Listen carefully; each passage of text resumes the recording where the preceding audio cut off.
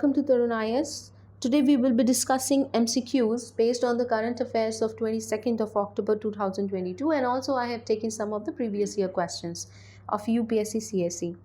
So let's start with the first question of the day.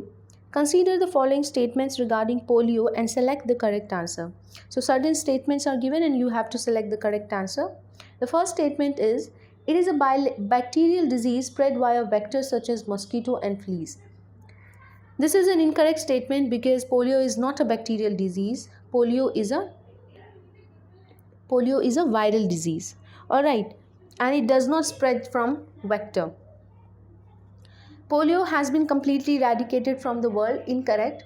The type 1 wild polio virus still exists in the regions of Pakistan and Afghanistan. So it has not been completely eradicated, although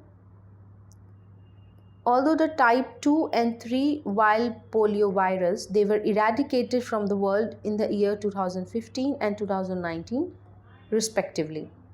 So statement 2 is also incorrect. Oral polio vaccine may prevent polio. This is correct because vaccine induced cases of polio are also there, and it is not 100% efficient to prevent polio completely. 1 or 2 cases of the polio is seen. Complete eradication does not mean that not even a single case would appear. There is a criteria which is followed. Currently, there is present a cure for polio. There is no cure for polio. It can only be prevented via vaccine. So, statement C is our correct answer. Let's move on to the next question. Which of the following statement is correct regarding RBI Innovation Hub? It is set up to promote and facilitate an environment that accelerates innovation across the financial sector. This is the correct statement. We saw this in our daily current affairs. It is jointly owned by RBI and government. This is incorrect because it is the wholly owned subsidiary of the Reserve Bank of India. It will serve as an anchor point to position India as a global innovation hub for network and for financial networks, for other services, for academicians, for technologists, etc., etc. So the third statement is also correct, but second is incorrect. So let's see what has been asked. Select the correct answer. So first and 3 are correct answer. So 1 and 3 are correct. And 3, make it and 3, and option A is correct. Alright.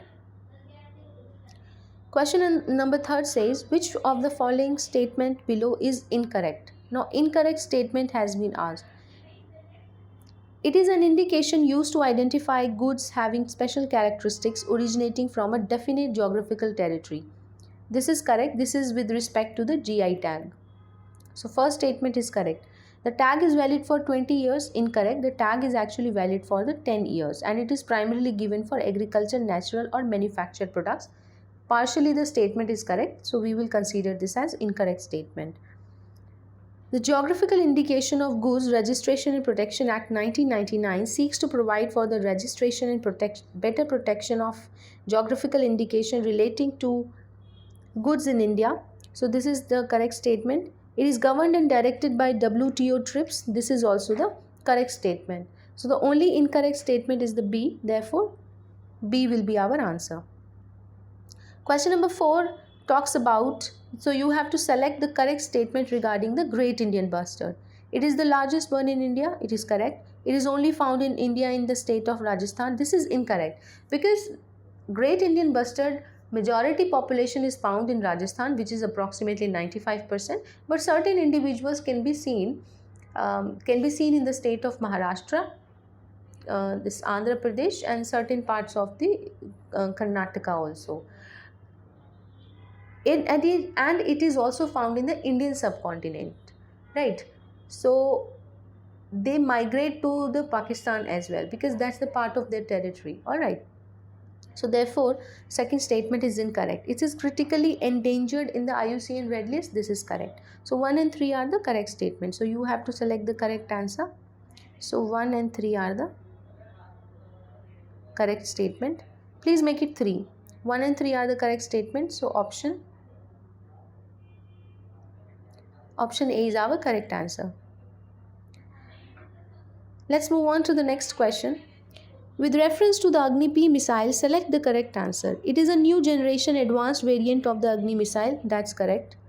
It is a single stage canisterized solid ballistic missile. This is incorrect because it is a two-staged. It is a two-stage. However, it is a canisterized solid ballistic missile. It is a long-range surface-to-surface missile with a range of more than 3000 km. This statement is also incorrect because it is a medium-ranged surface-to-surface having range between 1000 to 2000 km, not 3000. Therefore, third is also incorrect. So 2 and 3 are incorrect, only 1 is our correct answer. Therefore, C is our option. Let's move on to the next question. Question 6 is about the vittal Vidvanshak, which is the first monthly journal to have the untouchable people as its target audience. It was published by, this is a question which was asked in the year 2020.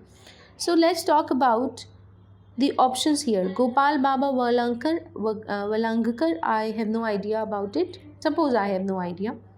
Jyotiba Phule.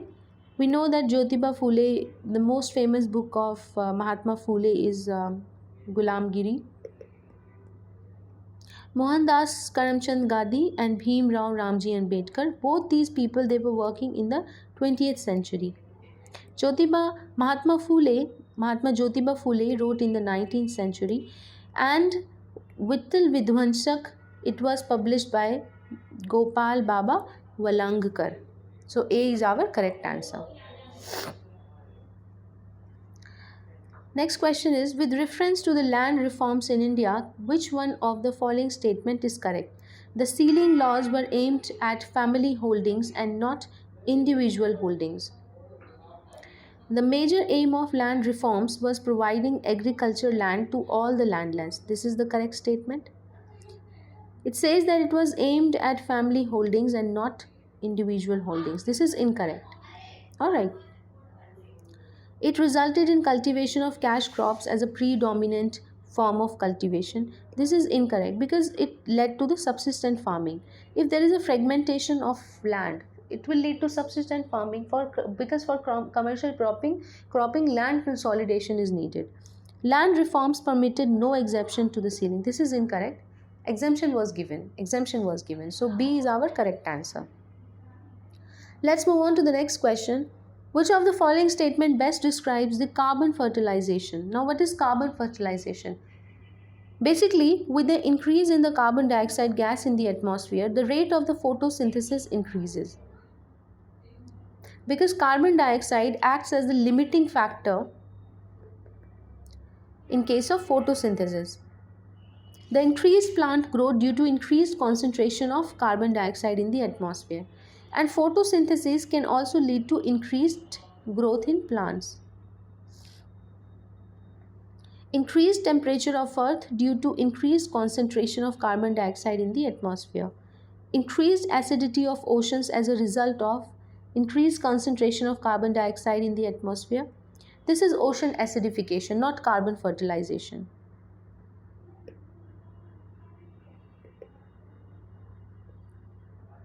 Adaptation of all living beings on earth to the climate change brought about by the increased concentration of carbon dioxide in the atmosphere. That will not be carbon fertilization.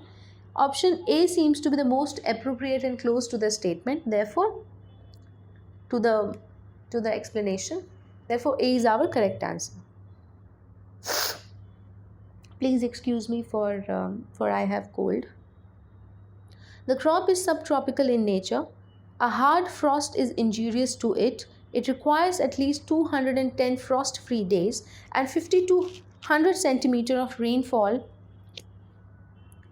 for its growth. A well-drained soil capable of retaining moisture is ideally suited for the cultivation of the crop. Which one of the following is that crop? Now, if we consider these crops one by one, so we know that sugarcane is a water-guzzling crop. It requires from 150 to 200 centimeter of the rainfall. So this cannot be our option. We'll eliminate it. Tea also requires a well-drained soil, and because standing water may damage the crop.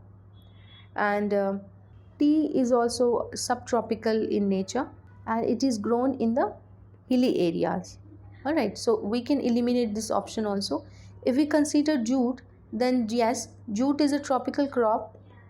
It requires high water, and also it requires high humidity and high temperature.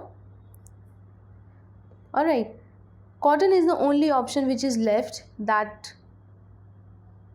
fulfills these conditions of the crop. So therefore A is our correct answer.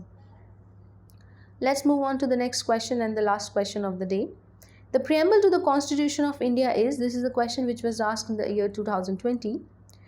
So let's consider these statements regarding preamble. The first statement is a part of the Constitution but has no legal effect. See, preamble is the part of the Constitution. In fact, it is the integral part of the Constitution according to the judgment of the Supreme Court, one of the judgments of the Supreme Court. However, saying that it does not have any legal effect will be partial, because let's see now. So this is a incomplete statement. Option B says not a part of the Constitution and has no legal effect either. So this is a straight incorrect statement, because preamble, we know that it is an integral part of the Constitution.